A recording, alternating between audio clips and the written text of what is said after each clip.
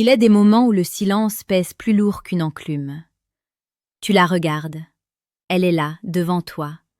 Magnifique certes, mais fermée. Son visage est un masque de marbre. Ses bras sont croisés ou son regard fuit vers l'horizon, comme si tu n'existais pas, ou pire, comme si tu étais un obstacle insignifiant sur sa route. Elle joue la forte tête, elle te lance des piques, elle teste ta patience. Elle essaie de voir si tu vas craquer, si tu vas t'énerver, si tu vas supplier ou si tu vas fuir. La plupart des hommes, face à une telle attitude, s'effondrent. Ils entrent dans le conflit, ils haussent le ton, ils tentent de justifier leur valeur, ou alors ils s'excusent d'exister, espérant qu'en se faisant tout petit, elle daignera leur accorder un sourire. Quelle erreur monumentale! Quelle incompréhension tragique de la nature féminine et des lois éternelles de l'attraction. Écoute bien ceci, car c'est la première vérité que tu dois graver dans ton esprit avant même de penser à la séduire. Marc Aurèle, l'empereur philosophe, l'homme le plus puissant de son temps, a écrit dans ses pensées une phrase qui devrait guider chacun de tes pas face à l'adversité, et plus encore face à une femme qui te résiste. Sois comme le rocher contre lequel les vagues ne cessent de se briser. Il tient bon, et la fureur des eaux s'apaise à ses pieds. Vois-tu la puissance de cette image? Elle est la vague, elle est le mouvement, le chaos, l'émotion brute, la tempête qui cherche à tout renverser. Toi, tu dois être le rocher. Si le rocher se met à trembler parce que la vague le frappe, il n'est plus un rocher, il est un gravier emporté par le courant.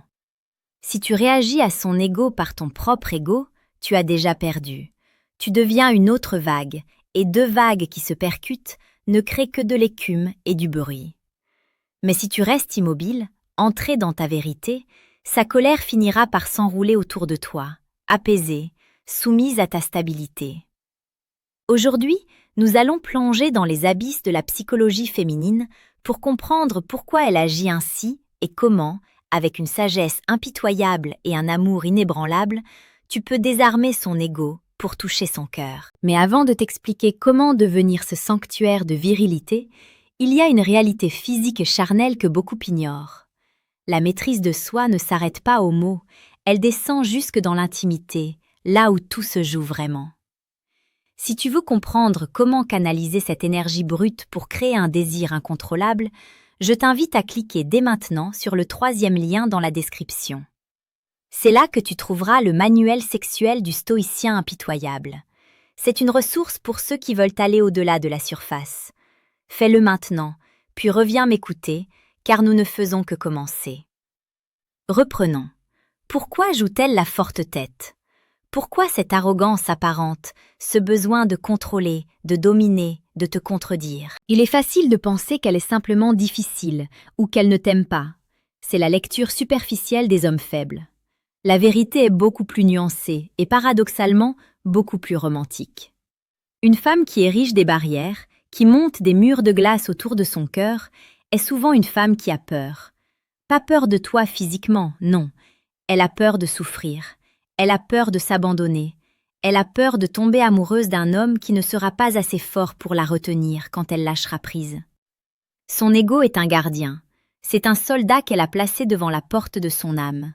Ce soldat est agressif, il est méfiant, il tire à vue.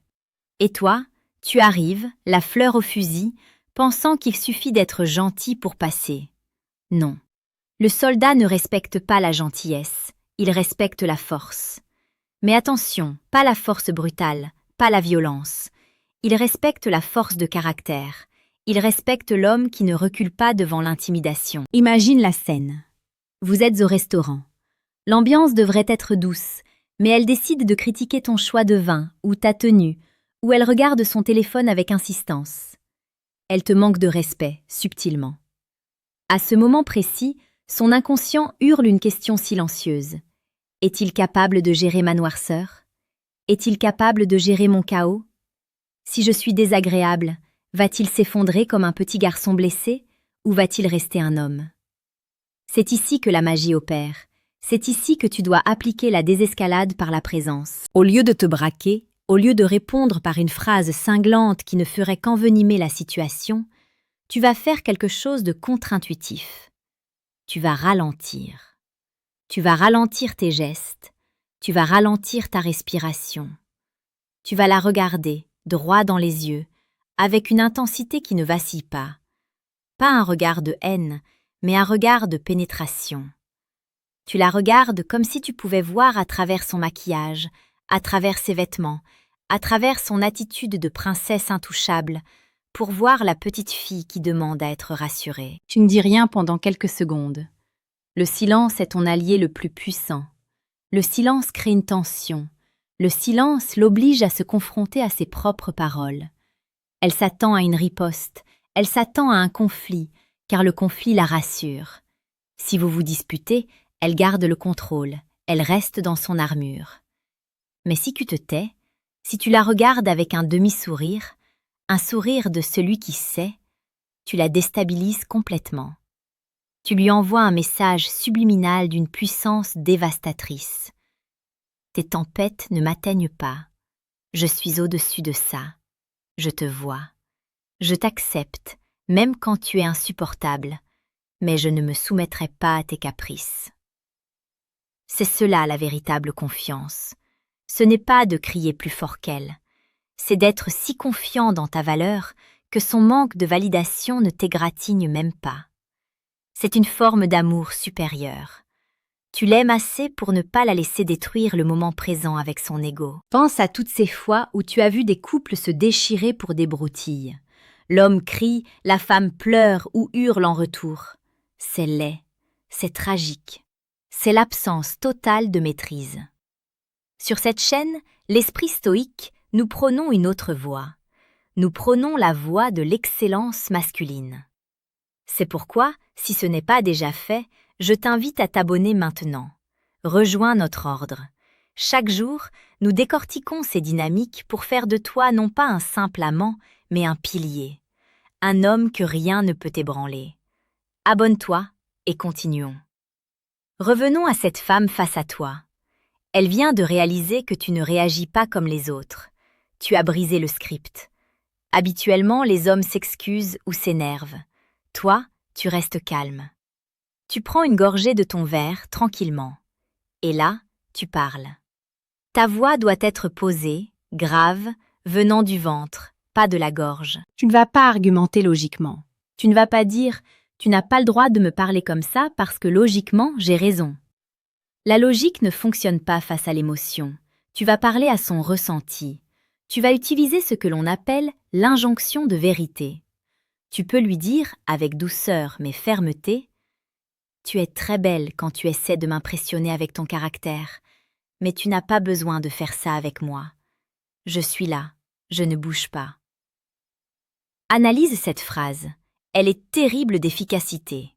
D'abord, tu la compliments. Tu es belle, ce qui désarme l'agressivité. Ensuite, tu recadres son comportement comme une tentative de t'impressionner. Quand tu essaies de m'impressionner, ce qui inverse les rôles, ce n'est plus elle qui te juge, c'est toi qui observes son petit jeu avec amusement. Enfin, tu la rassures. Je suis là, je ne bouge pas.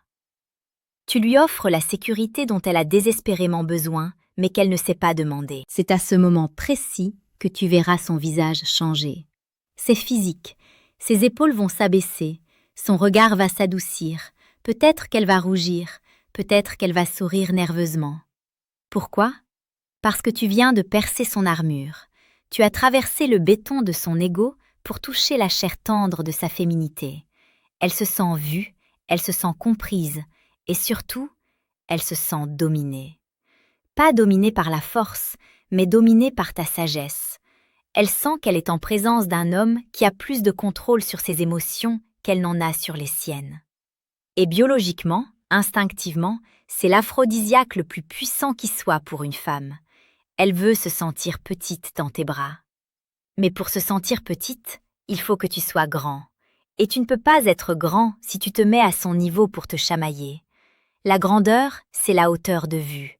La grandeur, c'est la capacité d'absorber son chaos et de le transformer en calme. Il faut bien comprendre que ce jeu de la forte tête est un test de congruence. Elle veut vérifier si l'image que tu projettes correspond à la réalité de ton âme. N'importe qui peut jouer les durs quand tout va bien. N'importe qui peut être un gentleman quand la femme est douce et soumise. Mais qui es-tu quand elle est froide? Qui es-tu quand elle est distante? C'est là que se révèle ta vraie nature. Si tu deviens needy, collant, inquiet, tu lui prouves quel est le prix et que tu es le demandeur. Tu lui prouves que ton bonheur dépend de son humeur. C'est un fardeau trop lourd pour elle. Elle ne veut pas être responsable de ton état émotionnel.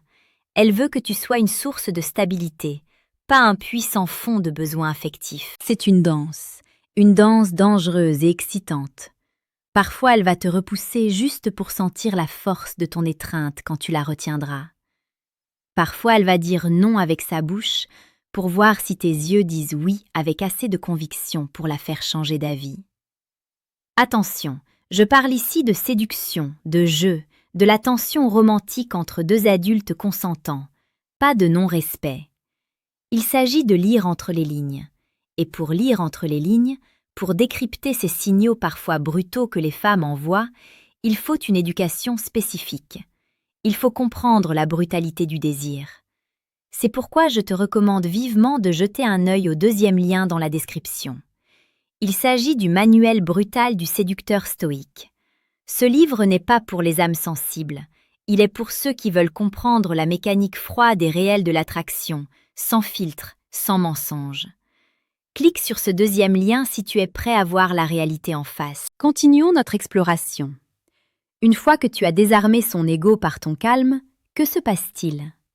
Le vide que tu as créé doit être rempli. Tu as enlevé son bouclier, maintenant tu dois l'inviter dans ton monde. C'est l'étape de l'immersion. Tu dois l'emmener dans une réalité où elle se sent bien, mais selon tes règles. Tu ne dois pas célébrer sa défaite, ce serait mesquin. Tu ne dois pas dire « Ah, tu vois, tu as arrêté de faire la gueule ». Non, ça, c'est l'ego qui parle encore. Le sage, lui, passe à autre chose comme si de rien n'était. Il récompense le bon comportement par sa chaleur. Dès qu'elle redevient douce, tu redeviens chaleureux. Tu lui souris, tu lui prends la main, tu relances la conversation sur un sujet passionnant. C'est ce qu'on appelle le renforcement positif. Elle comprendra inconsciemment: quand je suis dure, il est un mur de glace. Quand je suis douce, il est un foyer ardent. L'être humain est ainsi fait qu'il cherche la chaleur et fuit le froid. Elle va naturellement, sans même s'en rendre compte, orienter son comportement pour rechercher ta chaleur. Mais pour que cela fonctionne, il faut que ta chaleur soit précieuse. Si tu es chaleureux tout le temps, même quand elle te manque de respect, ta chaleur ne vaut rien. C'est la chaleur d'un chien battu qui revient lécher la main de son maître. Mais si ta chaleur est une récompense que l'on mérite, alors elle devient un trésor. Il y a une dimension spirituelle à cette approche. En refusant de combattre son ego, tu lui offres une chance de se délester de ce poids. Être une femme forte, une femme indépendante qui doit se battre contre le monde entier, c'est épuisant. C'est un rôle que la société moderne lui impose souvent, mais au fond, dans l'intimité du couple, elle veut souvent déposer les armes. Elle veut pouvoir baisser la garde. En étant ce rocher stoïque, tu lui dis sans parler « Repose-toi. Ici, tu n'as pas besoin de te battre. Ici, je gère. » C'est un cadeau immense que tu lui fais. Tu la libères de son obligation de performance. Tu la libères de son masque. Et c'est là que l'amour naît véritablement. L'amour ne naît pas dans la flatterie mutuelle. Il naît dans la vérité nue. Quand deux êtres peuvent se voir sans les artifices de l'ego, c'est là que la connexion devient mystique. Imagine maintenant une situation plus avancée. Vous êtes en couple depuis un moment. La routine s'installe et avec elle parfois le mépris. Elle commence à te prendre pour acquis. Elle te lance des remarques blessantes devant vos amis. C'est une humiliation publique, une tentative de castration sociale. La réaction impulsive serait de crier, de faire un scandale. Mais l'esprit stoïque agit autrement. Il utilise le silence tactique. Tu ne dis rien sur le moment. Tu la laisses parler. Tu la laisses exposer sa propre aigreur aux yeux de tous. En ne répondant pas, tu montres que tu es au-dessus de ça, et c'est elle qui paraît hystérique ou méchante. Les autres le verront. Elle le verra dans le regard des autres. Puis, plus tard, dans l'intimité, tu appliques la correction. Pas une punition, mais un réalignement. Tu lui dis calmement Ce que tu as fait ce soir, c'était irrespectueux. Je ne tolère pas ça. Si tu veux être avec moi, tu dois me respecter comme je te respecte. Et c'est tout. Tu n'attends pas sa réponse, tu te retires, tu vas faire tes affaires, tu crées de la distance. La peur de la perte est le seul langage que l'ego comprend vraiment. Tant qu'elle pense que tu es acquis, son ego se permet tout. Dès qu'elle sent que tu es prêt à partir, que ta dignité est plus importante pour toi que ta relation avec elle, son ego s'effondre et son désir de te garder se réveille en sursaut. C'est brutal, oui, mais la vie est brutale. Les relations humaines sont régies par des lois invisibles mais implacables. Si tu les ignores par idéalisme, tu souffriras. Si tu les acceptes et les maîtrises, tu vivras une histoire d'amour passionnée et respectueuse. Il faut aussi comprendre que parfois, la femme joue la forte tête parce qu'elle a soif d'aventure. Elle s'ennuie. Un homme trop gentil, trop prévisible, trop parfait, c'est ennuyeux à mourir. Son agressivité est parfois un coup de pied dans la fourmilière pour voir s'il y a encore de la vie en toi. Elle te pique pour voir si tu saignes, pour voir si tu es vivant, si tu as du répondant. Dans ce cas, désarmer son ego peut aussi passer par l'humour, par l'autodérision, mais une autodérision arrogante. Si elle te dit « tu es en retard », au lieu de t'excuser platement, tu peux sourire et dire « les meilleures choses se font toujours attendre, tu devrais le savoir ».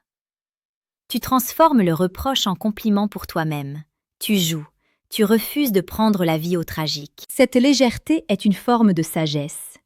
Les stoïciens nous enseignent que ce ne sont pas les événements qui nous troublent, mais le jugement que nous portons sur eux. Si tu décides que ces piques sont un jeu, elles deviennent un jeu. Si tu décides qu'elles sont une attaque, elles deviennent une attaque. Tu as le pouvoir de définir la réalité de votre interaction. C'est toi le maître du cadre. Rappelle-toi toujours de l'objectif global, l'union. Tu ne cherches pas à la vaincre pour la soumettre comme un esclave, tu cherches à vaincre son ego pour libérer la reine qui est en elle. Tu veux une partenaire, une complice, une amante, pas une ennemie. Mais pour avoir cette reine, tu dois être un roi. Et un roi ne descend pas de son trône pour se battre dans la boue. Il y a une beauté tragique dans la psychologie féminine. Cette contradiction permanente entre le besoin d'indépendance et le désir éperdu d'appartenance. Elle veut être libre, mais elle veut appartenir. Elle veut diriger, mais elle veut être guidée. C'est un paradoxe qui rend fou les hommes logiques, mais qui fascine les hommes sages. L'homme sage sait qu'il n'a pas besoin de résoudre ce paradoxe, il doit simplement l'habiter. Il doit être l'espace dans lequel elle peut vivre toutes ces contradictions sans que cela ne mette en péril la relation. C'est un chemin exigeant. Cela demande un travail sur soi colossal. Tu ne peux pas feindre cette force indéfiniment. Si tu n'es pas réellement solide à l'intérieur, tu finiras par craquer. C'est pour cela que la séduction n'est pas une série de techniques, c'est un mode de vie. C'est la construction de soi. C'est devenir un homme dont la validation vient de l'intérieur et non du regard des femmes. Quand tu n'as plus besoin de son approbation pour te sentir homme, tu deviens irrésistible. Elle le sent. Elle sent que tu es un défi. Son ego de forte tête va vouloir relever ce défi. Elle va vouloir être celle qui te fera craquer. Mais si tu ne traques jamais, si tu restes dans l'amour et la force, elle finira par tomber amoureuse de ta vertu. C'est ici que je dois te rappeler l'importance de te nourrir l'esprit quotidiennement. Si ce discours résonne en toi, si tu sens qu'il éveille une vérité que tu avais oubliée, alors n'oublie pas de t'abonner à la chaîne Esprit Stoïque. Nous sommes une légion. Nous avançons ensemble vers une meilleure version de nous-mêmes. C'est le seul rappel que je te ferai. Ta présence parmi nous est une force. Approfondissons encore. Parlons du toucher. Le toucher est une arme de désarmement massive. Quand elle est dans son mental, dans ses arguments, dans sa colère, elle est déconnectée de son corps. Ton rôle est de la ramener dans son corps. Parfois, les mots sont inutiles. Elle parle, elle s'agite. Approche-toi d'elle. Entre dans son espace vital. Pas de manière menaçante, mais de manière enveloppante. Pose tes mains sur ses épaules ou prends son visage entre tes mains. Ce contact physique crée un court-circuit. Son cerveau ne peut plus se concentrer sur son argumentation, car il est envahi par la sensation de tes mains. Le toucher doit être ferme, pas une caresse hésitante, un toucher qui dit « je te tiens ». Tu verras souvent ses yeux s'écarquiller, sa respiration se couper une seconde. Tu as coupé le flux de son ego. Tu l'as ramené à l'instant présent, à la réalité biologique de l'homme et de la femme. À ce moment-là, tu peux chuchoter quelque chose. Le chuchotement est plus puissant que le cri, car il oblige l'autre à se rapprocher, à tendre l'oreille, à entrer dans ton intimité. Respire, peux-tu lui dire. Juste ça. Respire. Tu prends le rôle du guide. Tu ne combats pas son idée, tu gères son état physiologique. C'est une forme d'hypnose. Tu changes son état interne par ta simple présence et ton contact. C'est extrêmement romantique, car cela prouve que tu la connais mieux qu'elle ne se connaît elle-même à ce moment-là. Tu sais qu'elle n'est pas sa colère. Tu sais qu'elle est plus que ça. Cependant, il ne faut jamais tomber dans le piège de l'arrogance. Si tu fais tout cela avec un sourire narquois en pensant « je suis le meilleur, je te manipule », elle le sentira. L'intuition féminine est un radar ultra sensible. Si ton intention n'est pas pure, si ton intention n'est pas l'amour et la connexion, elle se braquera encore plus violemment. Ta démarche doit être empreinte de bienveillance. C'est la sagesse dont parle le titre. La sagesse, c'est savoir que son ego est une souffrance pour elle aussi. Être tout le temps sur la défensive, c'est fatigant. Elle attend que tu la délivres de ce fardeau. Pense aux grands séducteurs de l'histoire ou aux personnages iconiques du cinéma. Pense à James Bond ou aux héros des grands romans classiques. S'énervent-ils quand la femme est capricieuse? Jamais. Ils ont ce petit sourire en coin. Ils continuent leur mission. Ils sont focalisés sur leur but. La femme peut essayer de les dévier, de les distraire, mais ils restent sur leur axe. Et c'est parce qu'ils restent sur leur axe que la femme finit par les suivre. Une femme ne peut pas suivre un homme qui ne sait pas où il va, ou qui change de direction à chaque coup de vent. Elle a besoin d'un cap. Ton but dans la vie, ta mission, ta passion, c'est cela ton cap. Elle doit sentir que ta mission est plus importante que ses caprices. Si tu es prêt à sacrifier ta mission pour lui plaire, elle te méprisera. Si tu continues ta mission tout en lui tendant la main pour qu'elle t'accompagne, elle t'admirera. L'admiration est la porte d'entrée de l'amour féminin. Elle ne peut pas aimer un homme qu'elle domine. C'est impossible. Elle peut avoir de l'affection pour lui, comme pour un enfant ou un animal de compagnie, mais elle n'aura pas ce désir viscéral, cette admiration qui la pousse à se donner entièrement. Désarmer son ego, c'est donc rétablir l'ordre naturel des choses. C'est remettre la polarité en place, le pôle positif et le pôle négatif, le masculin émissif et le féminin réceptif. Quand elle joue la forte tête, elle passe en mode émissif, elle devient masculine dans son énergie. Si tu restes masculin, il y a répulsion. Tu dois être hyper masculin, d'une masculinité calme et absorbante pour qu'elle puisse rebasculer naturellement dans sa polarité féminine. C'est un cadeau que tu te fais à toi-même aussi. Car vivre dans la réaction, c'est l'enfer. Être esclave des humeurs des autres, c'est la prison. Le stoïcisme est la clé de ta liberté.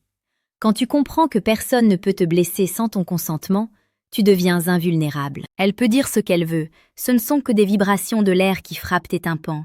C'est ton cerveau qui interprète ces vibrations comme des insultes ou des rejets. Si tu changes ton interprétation, tu changes la réalité. Elle ne me rejette pas, elle teste ma force. Elle ne me déteste pas, elle a peur d'aimer.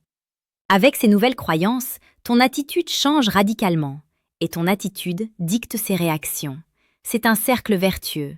Plus tu es calme, plus elle se sent en sécurité. Plus elle se sent en sécurité, plus elle baisse sa garde. Plus elle baisse sa garde, plus elle devient aimante. Plus elle est aimante, plus il est facile pour toi de rester calme et bienveillant. Mais c'est à toi d'initier ce cycle, c'est à l'homme de donner le ton émotionnel. N'attends pas qu'elle change pour changer. Sois le changement que tu veux voir dans votre relation. Il y a aussi une dimension de patience. Parfois, désarmer son ego ne se fait pas en une minute. Parfois, elle va bouder pendant des heures. Parfois, elle va faire silence radio pendant des jours. Là encore, le stoïcien ne panique pas. Il utilise ce temps pour lui. Il se construit. Il lit, il s'entraîne, il travaille. Il ne la bombarde pas de messages désespérés. Il laisse l'espace nécessaire pour qu'elle ressente le manque. Le manque est nécessaire au désir. Si tu es toujours là, toujours disponible, toujours à essayer de réparer les choses, elle n'a jamais l'occasion de ressentir ton absence. Elle n'a jamais l'occasion de réaliser que ta présence est un privilège. Laisse-la face à son vide. Laisse-la réaliser que son ego l'a isolée de la source de chaleur que tu es. Elle reviendra. Et quand elle reviendra, elle sera plus douce, plus humble. Accueille-la alors sans rancune. Je suis content de te revoir. Pas de reproche sur son absence, juste l'accueil du moment présent. C'est une force incroyable que de ne pas garder de rancune. Cela montre que tu as une vie intérieure si riche que son absence n'a pas laissé de cicatrices durables, même si tu préfères sa présence. Nous arrivons vers la fin de cette réflexion, mais sache que ce n'est que le début de ton voyage. Comprendre ces concepts est une chose, les appliquer dans le feu de l'action quand les émotions sont à vif en est une autre. Cela demande de l'entraînement, cela demande de l'humilité. Tu vas échouer parfois, tu vas t'énerver, tu vas perdre ton calme. Ne te flagelle pas, relève-toi, analyse ton erreur et recommence. La femme forte-tête est une bénédiction déguisée. Elle est le meilleur entraîneur pour ta masculinité. Une femme trop facile, trop docile, ne te poussera jamais à devenir ce rocher inébranlable. Elle te laissera être médiocre. Mais la femme qui te défie, elle t'oblige à aller chercher en toi des ressources insoupçonnées. Elle t'oblige à devenir excellent. Remercie-la pour ce défi, aime-la pour cette exigence. Regarde-la non pas comme un obstacle à ton bonheur, mais comme le chemin vers ta propre élévation. Chaque pic est une occasion de travailler ta patience.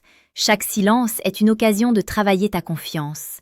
Chaque conflit est une occasion de travailler ta capacité à aimer inconditionnellement. Alors, la prochaine fois qu'elle dresse ses murs, qu'elle aiguise ses mots, qu'elle te regarde avec ce dédain fin, souris, respire profondément, connecte-toi à cette part de toi qui est éternelle et immuable. Rappelle-toi les sages de l'Antiquité, rappelle-toi que tu es le rocher. Approche-toi d'elle avec la lenteur d'un prédateur amoureux. Regarde-la au fond des yeux. Ne dis rien qui justifie, ne dis rien qui excuse. Dis seulement ce qui est vrai.